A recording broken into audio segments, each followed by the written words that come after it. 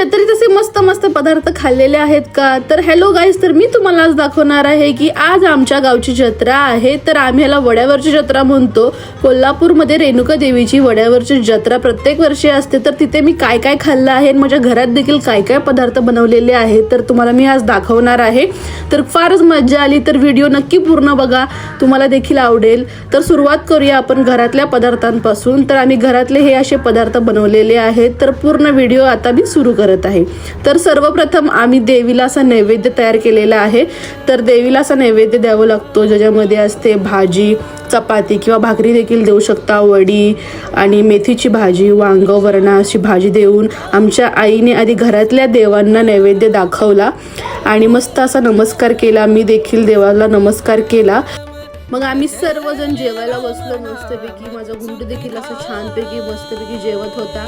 तर घरात मस्तपैकी असे वेगवेगळे पदार्थ बनवलेले, ते खाण्यास आज मजा वेगळीच येते. आणि मेन म्हणजे आंबीलचा मान हा जास्त असतो रेणुका देवीला. तर सर्व आम्ही जेवून खाऊन देवीला नैवेद्य घेऊन गेलो. तर आम्हाला जायला 12:30 ते 1 वाजले. बघू शकता तुम्ही गर्दी किती आहे.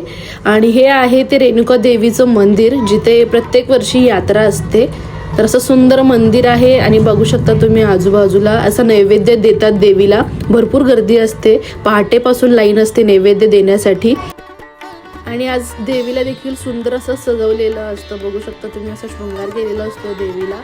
आणि मी देखील नमस्कार केला. असे छोटे जग मोठे जग येत राहतात डोंगरावरून, सौंदत्तीवरून येतात हे जग.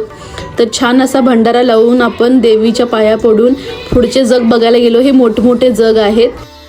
तर मला जत्रेत असा नंदी देखील दिसला, ज्याला 5 पाय होते. बघू शकता त्याच्या अंगावरती असे 5 पाय दिसले. त्याच्यानंतर आम्ही गेलो शॉपिंग करायला. तर जत्रेत आलं म्हटल्यावर थोडंफार असं शॉपिंग करावंच लागतं. फार मजा येते. लहानपणीच्या आठवणी ताज्या झाल्या.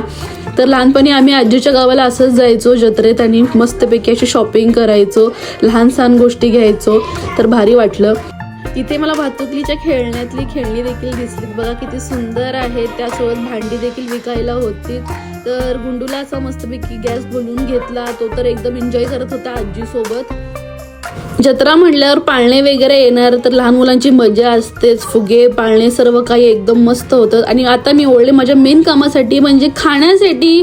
तर मी फूड लवर आहे. तर पहिल्यांदा मी इथे मस्तपैकी असा लोणी डोसा ट्राय केलेला आहे.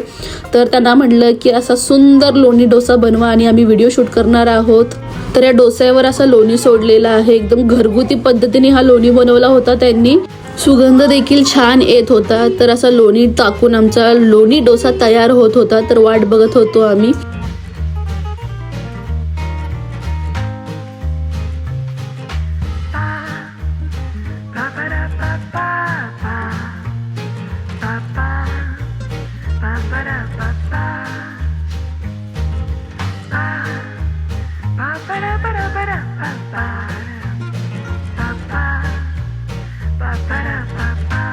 मी म्हटलं मला पण जरा फ्लिप करायचं आहे, डोसा कसा वाटतो बघू. अरे वा, भारीच वाटलं. मला तर आवडतंच, तुम्हाला माहिती आहे. कुठे पण गेली तरी मी फूड स्टॉलवरती मला काही ना काहीतरी असं फूड बनवायला काहीतरी आवडतंच. तर असा आपला लोणी डोसा रेडी झालेला आहे आणि आम्ही आस्वाद घेतला लोणी डोस्याचा. तर असा आहे तो लोणी डोसा. बघू शकता तुम्ही, एकदम सॉफ्ट आहे आणि लोणीचा सुगंध असा दरवळतो आणि तोंडात घातल्यावर तुम्हाला असं एक लोणी खाल्ल्यागत वाटेल. आणि यांची मसाला चटणी आणि भाजी देखील छान होती, अगदी सुंदर. त्यानंतर आम्ही गेलो स्प्रिंग पोटॅटो खायला.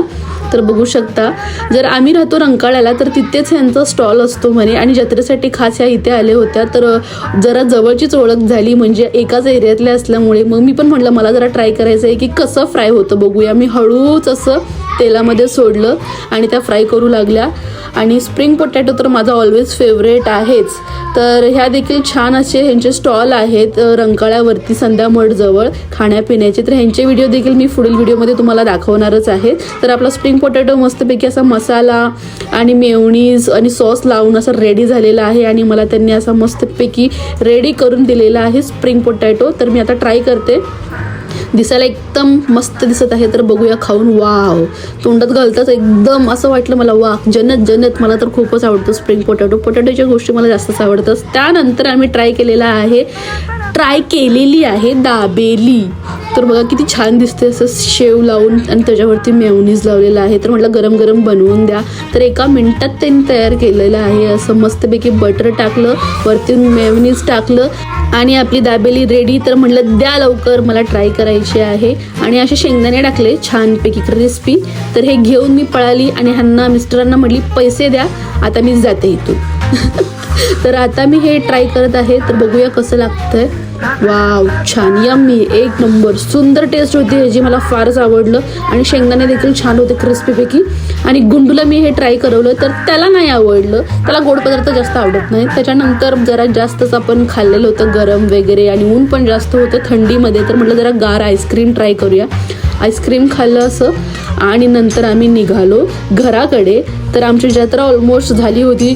किरकोळमध्ये थोडंसं सामान घेतलं आणि आम्ही घरी आलो आणि गुंडू खेळणी घेऊन खेळत होता. तर आज पुरतं व्लॉगमध्ये इथेच थांबूया. भेटूया परत एकदा नवीन व्हिडिओमध्ये. तोपर्यंत चॅनलला लाईक शेअर सबस्क्राईब करा. Bye bye.